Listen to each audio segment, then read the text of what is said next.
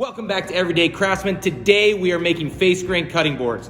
This is a project that you can use immediately in your house, you can give as a great present, or you can sell it and make some extra money. Watch how I make these cutting boards, and don't forget to hit that subscribe and like button. Stay tuned. Okay, so real quick, let's talk about wood selection. This is key to making beautiful, long-lasting cutting boards. And there's one main thing that you need to be aware of, and that is hardwoods versus softwoods. We want to use hardwoods and not softwoods in our cutting boards. And it has nothing to do with how hard the wood actually is. Some hardwoods are softer than softwoods, and some softwoods are harder than hardwoods. Confusing. Here's what it is. A hardwood comes from a deciduous tree. It loses its leaves in the fall and winter. A softwood comes from an evergreen tree. They retain their leaves in the fall and winter. That's a really basic definition, but it's gonna do for our purposes right now. Softwoods.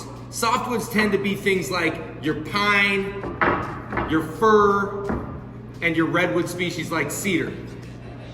The thing about a softwood is it tends to not have quite as tight of grain, and it tends to scar a little bit more than a hardwood. So we wanna stay away from softwoods.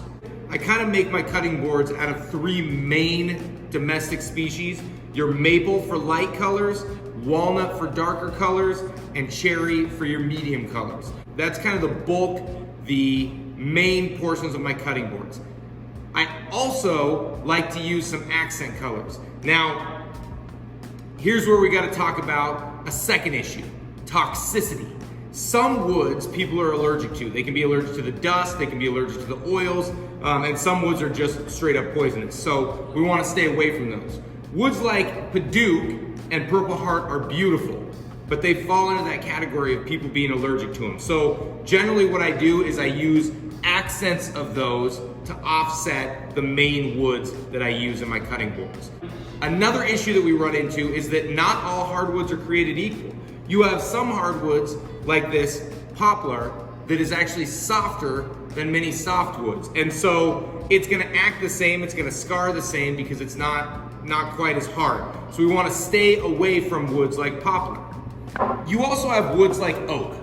Oak is a great hard wood for furniture, but it is not great for cutting boards. And the reason it's not great for cutting boards is because the pores, it's an open pore structure, and the pores are huge. So if you look at the end grain of oak, you can actually see these straw-like pores. It's actually gonna allow the juices and things to get inside there and rot and start smelling and be gross. So we wanna stay away from oak. So again, typically what I do is I live in this zone here where the majority of my cutting board is gonna be made from maple, cherry, and walnut. And then I'm gonna use Padauk. Sometimes I'm gonna use Purple Heart in there as accents to make my cutting boards pop. Give them a little bit of something extra. All right, so we're gonna make two boards here. We're gonna make one that is mostly walnut with accents of Padauk and cherry. And then we're gonna make one that's mostly maple with accents of Purple Heart and walnut. Let's get to it.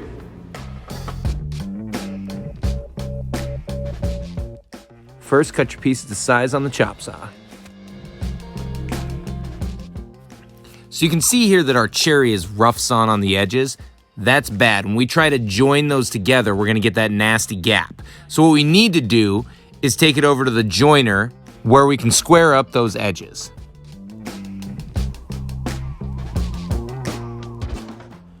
So the board on the right has been jointed, the board on the left is still rough sawn.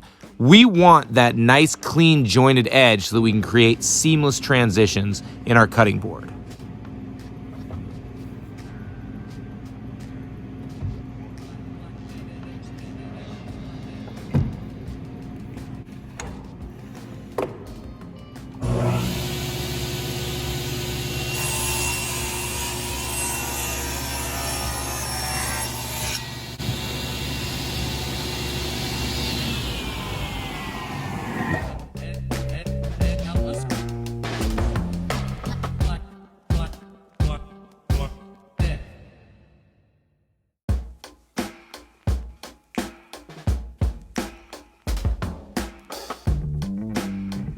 Next thing we want to do is squeeze our board together. We want to look for these hairline gaps. The way to fix the gap in this cutting board is to run it through the joiner. After a quick trip to the joiner, we've got a seamless edge that can be glued up.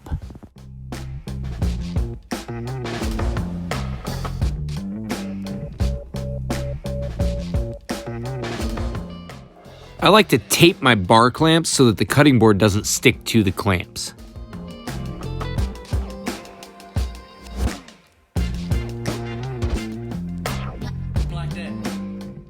Proper glue up is probably the most important step here.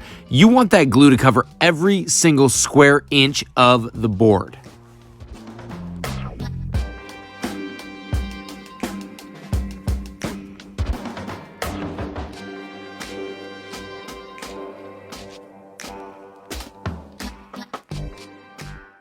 Once you've got it glued and clamped, go ahead and set it aside to dry for a period of about 24 hours.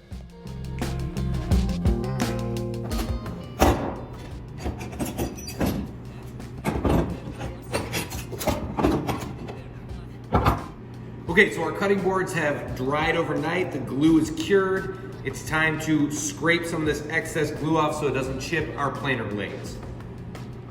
Some sort of a scraping device. You're just gonna knock as much of those edges off as you can.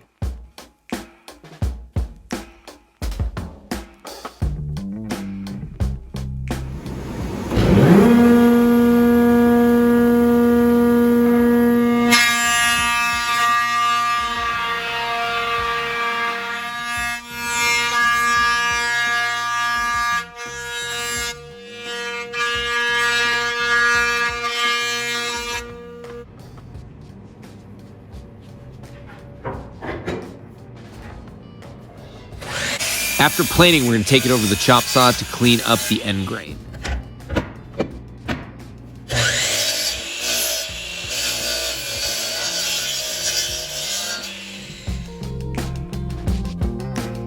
So there are two traditional types of edge treatments that you can put on a cutting board. One would be a chamfer, which is basically just a beveled edge, and the other one would be a round over. So it's going to round over the corner. I'll do one on each board so you can see what they look like.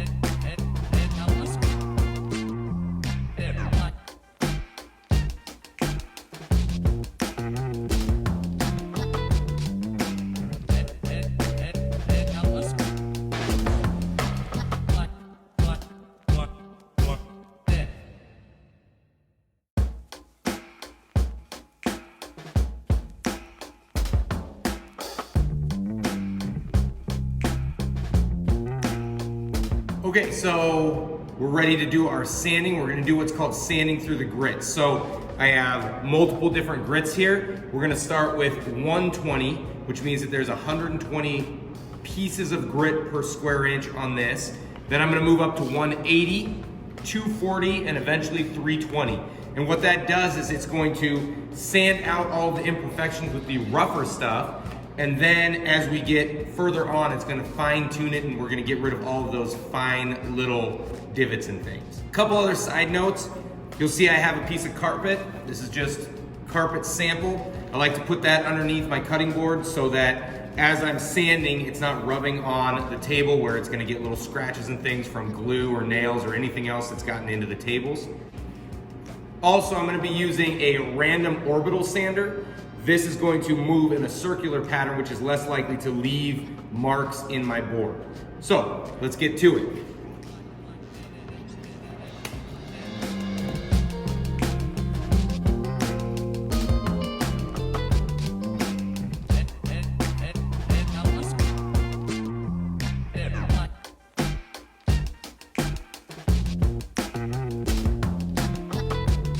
So this is an important step that cannot be missed. It's called raising the grain. So it just takes a little bit of water. We've got regular clean old water here. Dip it in there. And we're just gonna basically wipe the cutting board down.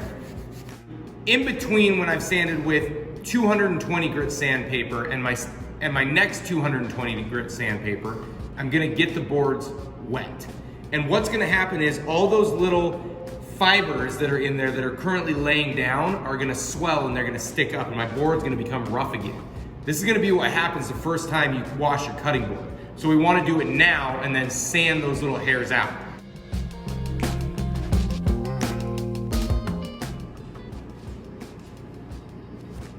Okay, so we've given the boards time to dry, so now it's time to sand them again. We're gonna go back to that 220 grit sandpaper, and we're gonna give them another sanding. Right now they are rough again because we raised that grain.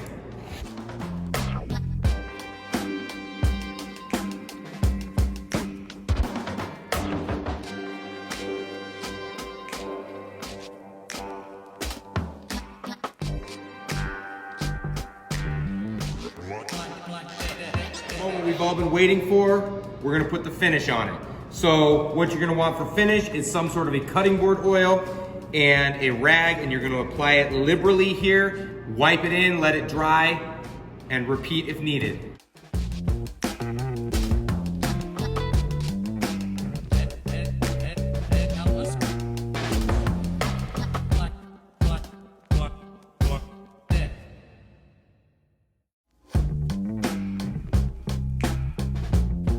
All right, so we've given the cutting boards about 15 minutes to soak in. Now we're gonna take a clean and dry rag and we're just gonna wipe them down, get all that excess oil off of there.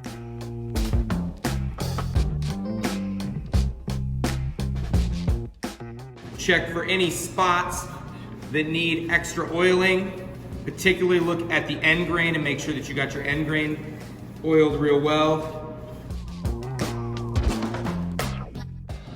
And there you go, cutting boards.